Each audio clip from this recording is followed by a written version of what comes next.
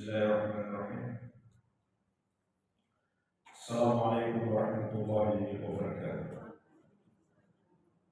Alhamdulillah, wassalatu wassalamu ala rasulillah wa ala alihi wa sahbihi wa man walah, wa la hawla wa la quwwata illa billahi, amma ba'd. Akhwani wa akhwati fillah, rahimani wa rahimakumullah. Kita lanjutkan pembahasan kitab At-Tauhid, memasuki bab yang ke-10. Penulis rahimahullah ta'ala menyebutkan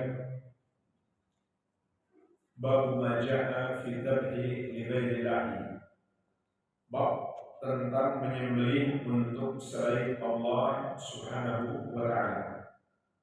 Bab menyembelih untuk selain Allah Subhanahu wa ta'ala. Para ulama menjelaskan menyembelih untuk selain Allah itu ada 3 macam. Yang pertama, menyembelih untuk pengagungan atau persembahan, seperti untuk sesajen, untuk pendekatan diri kepada selain Allah. Maka ini adalah syirik besar. Inilah pembahasan kita. Karena menyembelih untuk pengagungan dan pendekatan diri adalah ibadah. Tidak boleh dipersembahkan untuk selain Allah. Persembahkannya kepada selain Allah adalah syirik besar. Yang kedua, menyembelih untuk selain Allah yang dianjurkan oleh syariat. Contoh, menyembelih untuk memuliakan tamu. Kita sembelih seekor kambing misalkan untuk dimakan bersama tamu kita. Atau menyembelih untuk hidangan walimatul urus, resepsi pernikahan. Rasulullah SAW bersabda, "Aulim walau bisyatin." Buatlah resepsi pernikahan walau hanya dengan seekor kambing. Ini yang kedua. Yang ketiga, menyembelih untuk selain Allah yang mubah. Contoh, untuk sekedar kita makan sendiri atau diperjualbelikan dagingnya, maka ini hukumnya mubah. Jadi ini 3 bentuk penyembelihan untuk selain Allah. Yang kita bahas adalah yang pertama, menyembelih untuk selain Allah yang syirik. Kenapa syirik?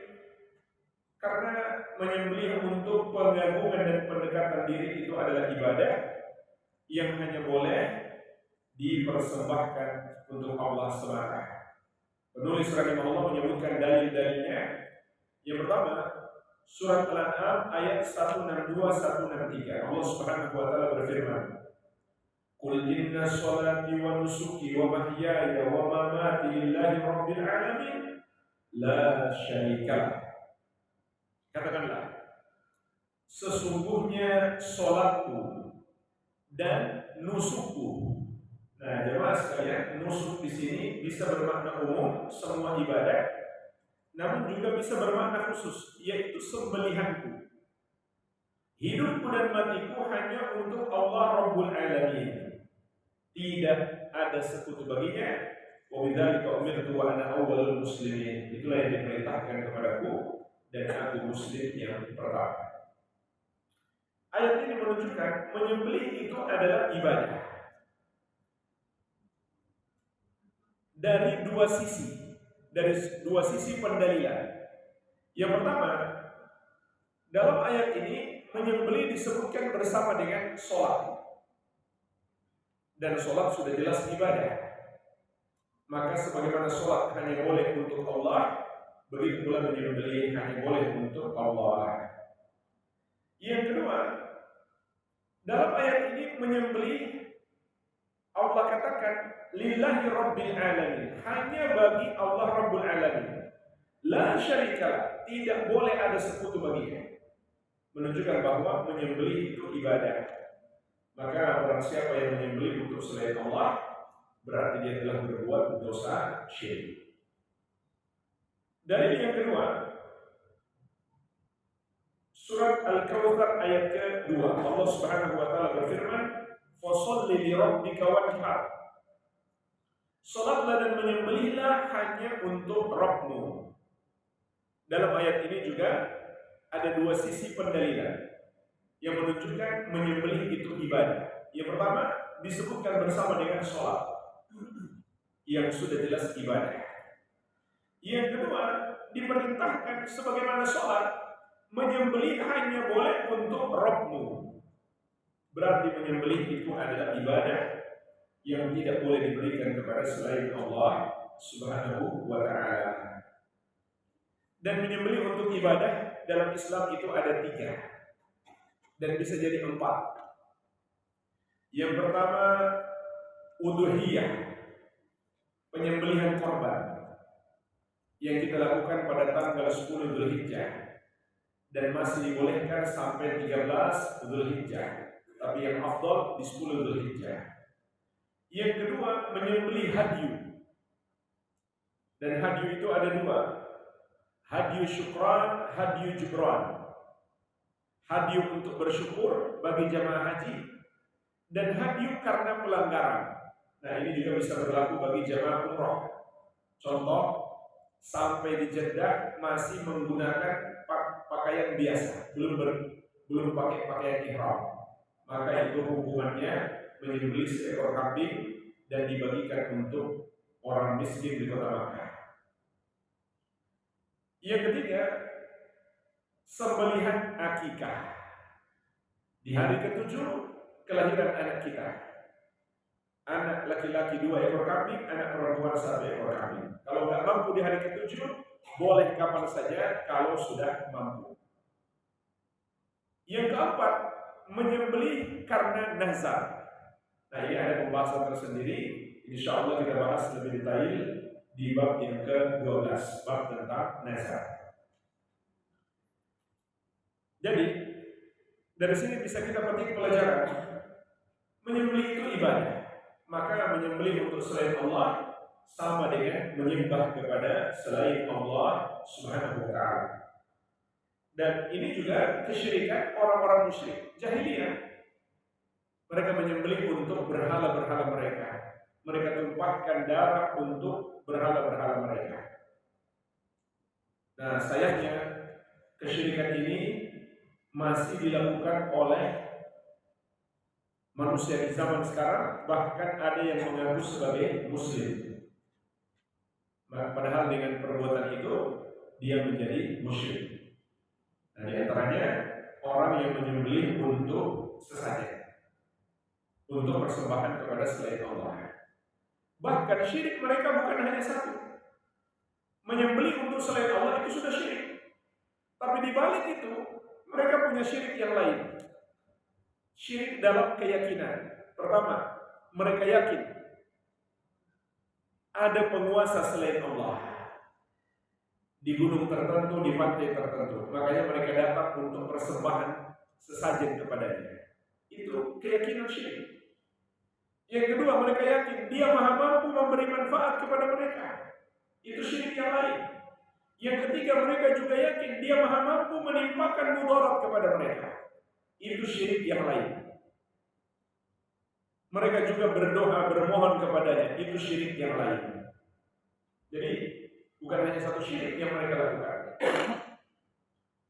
Dan untuk membuat orang-orang tertipu, maka setan menamakan perbuatan mereka dengan nama-nama yang indah. Sedekah bumi, sedekah laut, kearifan lokal, tradisi budaya bangsa yang harus dipertahankan. Bahkan kalau perlu dijadikan objek wisata. Kalau ada seorang muslim yang ikutan acara tersebut, maka berarti dia telah terjerumus dalam syirik. Kemudian seringkali mereka persembahkan kepalanya doang, badannya mereka apain? Dimakan ya. Maka ini makanan yang haram. Tapi kalau dibuat mubazir juga. Jadi gimana solusinya? nggak ada solusi, tidak ada solusi. Kalau sudah mereka sembelih untuk selain Allah, tidak ada solusi. Kalau mereka makan yang haram, kalau mereka buang mubazir, dua-duanya dosa. Dan yang paling besar tentu dosa syiriknya. Kenapa haram? Karena hewan yang dipersembahkan untuk selain Allah diharamkan oleh syariat. Di antaranya Allah jelaskan di surat Al-Maidah ayat ke-3. Hurrimat 'alaikumul maitatu wad-damu wa lahmul khinzir wa ma uhilla li ghairillahi bih.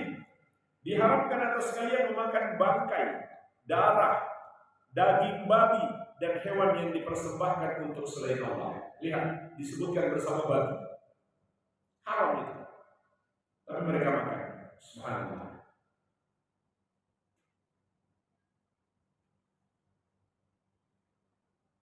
Kita masuk dalil yang ke-3.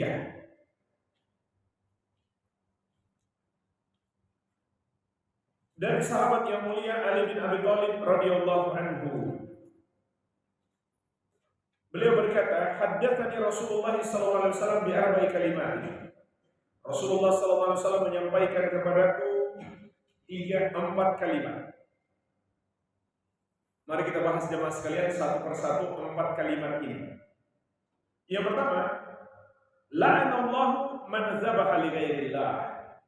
Allah melaknat orang yang menyembelih untuk selain Allah. Dari 4 dosa yang disebutkan dalam hadis ini, nomor 1 disebutkan menyembelih untuk selain Allah. Menunjukkan ini dosa terbesar. Kenapa? Karena itu syirik.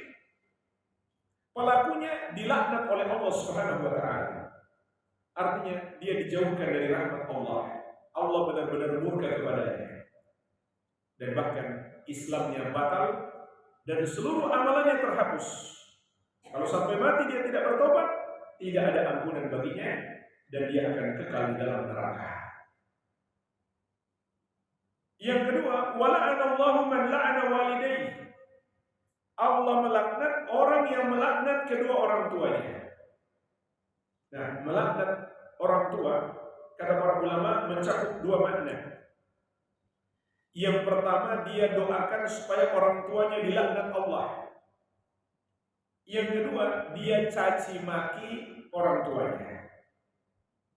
Berarti dia melaknat orang tuanya, maka Allah pun laknat dia. Dan mencaci orang tua itu bisa jadi langsung dan tidak langsung. Kalau langsung mungkin jarang ada anak yang mencaci orang tuanya, tapi bisa jadi secara tidak langsung. Karena di hadis yang lain Nabi SAW mengatakan minal kabair syatmur rajul walidayhi, termasuk dosa besar seseorang mencaci kedua orang tuanya. Lalu ada seorang sahabat merasa heran, dia pun bertanya, wahal yasubbu rajul walidayhi, wahai Rasulullah, apakah mungkin ada seorang anak mencaci orang tuanya sendiri? Kata Nabi SAW, yasubbu abar rajul fayasubba abahu wa yasubbu umar rajul fayasubba ummahu. Dia mencaci ayahnya orang lain, lalu orang itu balas mencaci ayahnya. Dia mencaci ibunya orang lain, lalu orang itu balas mencaci ibunya. Maka hukumnya sama seperti dia mencaci kedua orang tuanya sendiri. Jadi hati-hati. Ini termasuk anak yang paling durhaka, yang dilaknat oleh Allah Subhanahu wa taala. Dan disebutkan di urutan yang kedua setelah dosa syirik, dosa durhaka pada kedua orang tua, menunjukkan besarnya dosa durhaka itu. Tetapi juga menunjukkan dosa syirik lebih besar. Wala'anallahu man awa muhditsan. Yang ketiga, dan Allah melaknat orang yang melindungi pelaku dosa. Para ulama menjelaskan melindungi pelaku dosa itu ada 3 bentuk. Yang pertama, dia membantu pelaku dosa tersebut.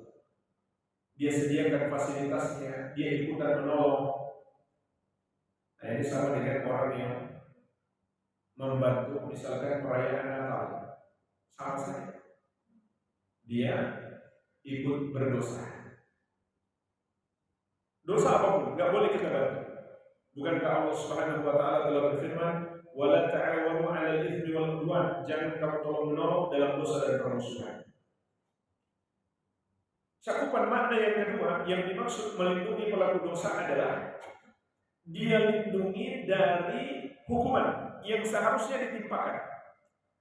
Karena dia punya kekuatan atau dia punya jaringan, punya backing, punya organ, lalu dia lindungi pelaku dosa tersebut sehingga tidak jadi dihukum atau hukumnya diringankan, harusnya dihukum berat. Maka Allah melaknatnya. Yang ketiga, termasuk orang yang melindungi pelaku dosa adalah orang yang diam saja, tidak menegur, tidak mengingatkan pelaku dosa tersebut. Maka secara tidak langsung dia melindungi pelaku dosa. Dan kalau semua orang diam, semakin banyak pelaku dosa tersebut dan merebak. Jadi dia sama saja melindungi pelaku dosa, membiarkan dosa tersebar. Ini bahaya. Pelakunya dilaknat oleh Allah Subhanahu wa taala. Yang keempat, wala'anallahu man ghayyara manar al-ard. Dan Allah melaknat orang yang merubah batas-batas tanah. Ada dua penafsiran yang masyhur tentang makna hadis ini. Yang pertama, dia menzolimi pemilik tanah yang lain. Apakah pemilik tanah itu pribadi atau tanah milik umum? Dia rubah patok tanah mereka sehingga tanah mereka masuk dalam kepemilikannya. Dan mirip dengan itu, memang patoknya nggak dirubah, tapi dia kuasai tanah itu seakan-akan sudah tanah miliknya. Contoh, parkir di jalan umum seakan-akan itu lahan parkir miliknya. Setiap hari parkir di situ, seakan-akan sudah milik dia tanah itu. Kalau cuma parkir sebentar mungkin tidak apa-apa ya, tapi kalau setiap hari dia kuasai lahan parkir tersebut padahal itu milik umum, maka masuk dalam peringatan ini. Dan ini juga tentu kezaliman. Apalagi kalau sampai membuat orang sulit lewat. Ini zalim kepada banyak orang. Yang kedua, para ulama juga mengatakan merubah batas-batas tanah artinya dia merubah tanda-tanda lalu lintas di jalan sehingga membuat orang tersesat jalan atau bahkan bisa jadi kecelakaan. Maka pelakunya dilaknat oleh Allah Subhanahu wa taala. Jadi hadis yang mulia ini berbicara tentang 4 orang yang dilaknat oleh Allah.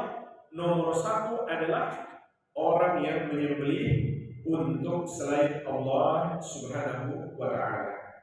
Menunjukkan inilah dosa terbesar. Kita masuk dalil yang terakhir. Wa an Tariq bin Shihab an Rasulullah sallallahu alaihi wasallam qala. Dari sahabat yang mulia Tariq bin Shihab bahwasanya Rasulullah sallallahu alaihi wasallam bersabda, "Dakhala al-jannata rajulun fi dhubabin." Seseorang masuk surga karena seekor lalat. Wa dakhala an-nar rajulun fi dhubabin. Dan seseorang masuk neraka juga karena seekor lalat. Qalu wa kaifa dzalika ya Rasulullah? Para sahabat bertanya, bagaimana itu bisa terjadi ya Rasulullah? Qala, beliau bersabda, marra rajulani ala qaumin lahum sanan. Lewatlah 2 orang pada satu kaum yang memiliki patung. La yujawizuhu ahadun hatta yuqarriba lahu syai'an. Mereka tidak membiarkan seorang pun melewatinya kecuali harus mempersembahkan sesuatu kepada hewan tersebut, yaitu sembelihan. Qalu li ahadihima, mereka berkata kepada satu dari keduanya, qarrib, berkorbanlah. Qala laisa indi syai'un uqarrib. Kata dia, tidak, saya tidak punya apapun untuk saya korbankan. Qalu qarrib walau dhubaban. Kata mereka, berkorbanlah meskipun hanya dengan seekor lalat. Faqarraba dhubaban fakhallau sabilahu fadakhala an-nar. Maka dia pun berkorban dengan seekor lalat, lalu mereka membiarkan jalannya, namun orang ini masuk neraka. Wa qalu lil akhar qarni. Lalu mereka berkata kepada orang yang kedua, berkorbanlah. Qala, dia berkata, ma kuntu li'uqarriba li ahadin syai'an dunallahi azza wa jalla. Aku tidak akan berkorban kepada seorang pun dengan pengorbanan apapun selain Allah azza wa jalla. Fadarabu unuqahu fadakhala al-jannah. Mereka pun memenggal lehernya lalu dia masuk surga. Rawahu Ahmad, diriwayatkan oleh Imam Ahmad. Hanya saja jemaah sekalian, ulama menjelaskan yang benar hadis ini bukan hadis Nabi SAW, tapi kisah yang pernah diceritakan oleh Salman Al-Farisi radhiyallahu anhu. Ini kalau yang punya buku kasih keterangan. Ini kisah sahih, tapi bukan hadis, melainkan kisah yang diceritakan oleh Salman Al-Farisi radhiyallahu anhu, sebagaimana dijelaskan oleh Imam Al-Albani rahimahullahu taala rahmatan wasi'ah. Dan dari segi maknanya benar bahwa di dalam kisah ini disebutkan dua orang yang menyembelih. Yang satu menyembelih untuk selain Allah, untuk patung, meskipun yang dia sembelih hanya seekor lalat. Dengan sebab itu dia masuk neraka, karena itu perbuatan dosa syirik besar. Sementara orang yang kedua, dia tidak mau menyembelih untuk siapapun selain Allah. Berarti dia orang yang bertauhid. Maka ketika dia mati, dia pun masuk surga. Dan hadis ini juga memberi pelajaran tauhid itu lebih berharga daripada nyawa kita. Andai nyawa harus kita korbankan demi menjaga tauhid, maka hendaklah kita korbankan. Kenapa jemaah sekalian? Karena hilangnya nyawa dengan kematian yang paling mengenaskan sekalipun itu nggak seberapa bahayanya. Nggak seberapa bahayanya. Cuma waktu sebentar saat ruhnya dicabut, itu aja. Setelah itu dia sudah merasakan nikmat. Biarpun kita lihat tubuhnya masih berdarah, jasadnya masih terbakar, tapi kalau ruhnya sudah berpisah dari jasad, dia sudah merasakan nikmat. Malaikat membawa bejana dari surga telah menyambutnya. Di situ diletakkan ruhnya. Sedangkan orang yang berbuat dosa kekafiran atau kesyirikan, sakitnya sakaratul maut baginya jauh lebih dahsyat. Kemudian setelah itu dia sudah disambut dengan azab Allah yang kekal abadi. Jadi bahaya hilangnya nyawa dengan kematian yang paling sadis tidaklah seberapa dibandingkan dosa syirik.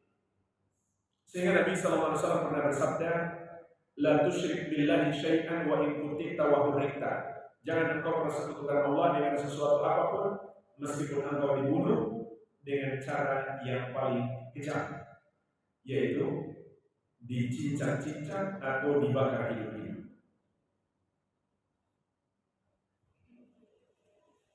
Oleh karenanya, kisah ini memberi pelajaran kepada kita harus sabar menghadapi berbagai macam ujian dan cobaan sampai kita berjumpa dengan Allah membawa tauhid. Walhamdulillah, selesai pembahasan bab ini. Mungkin ada pertanyaan, saya persilakan.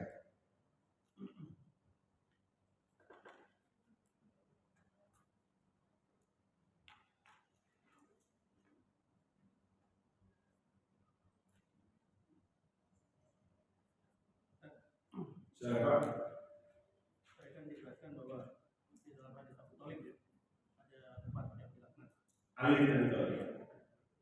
Abu Thalib kafir. Antaranya itu adalah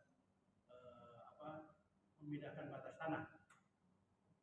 Caranya gini, kita kan biasa main kompak tuh, ada rumah, ada gorong-gorong, ada jalan. Nah, tiba-tiba gorong-gorongnya itu ditutup untuk bikin taman dan ngambil tanah jalan umum sedikit taman dia. Itu gimana? Ya termasuk. Kalau dia ambil tanah milik umum masuk ke kepemilikannya termasuk. Masuk gorong-gorong itu juga sama dia. Iya, termasuk. Nah ini kecuali dia buat untuk umum tidak ada masalah. Tapi kalau dia buat untuk pribadi termasuk.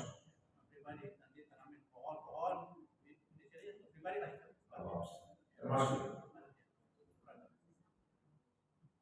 Tolong di belakang.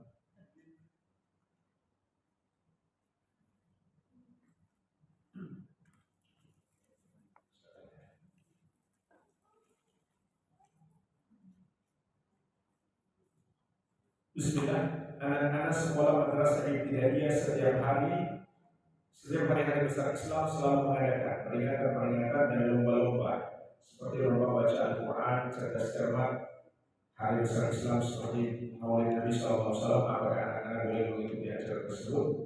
Lomba-lombanya? Jawabannya tidak boleh, karena itu berarti tolong menolong dan menyetujui perbuatan yang Allah murkai, perbuatan yang bid'ah di dalam agama yang Nabi SAW tidak pernah contohkan.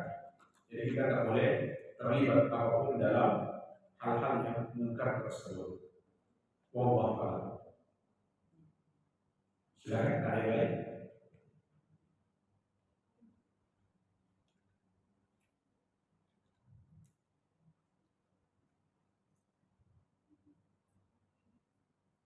Nggak ada lagi.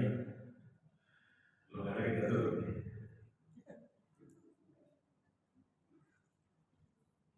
Baik. Kalau begitu kita tutup. Semoga bermanfaat. Lebih dan kurangnya saya mohon maaf. Wabillahi taufiq. Subhanallahumma wa bihamdik. Asyhadu an la ilaha illa anta, astaghfiruka wa atubu ilaik. Sallallahu ala nabiyyina Muhammad wa alihi wasallam. Walhamdulillahi rabbil alamin. Wassalamualaikum warahmatullahi wabarakatuh.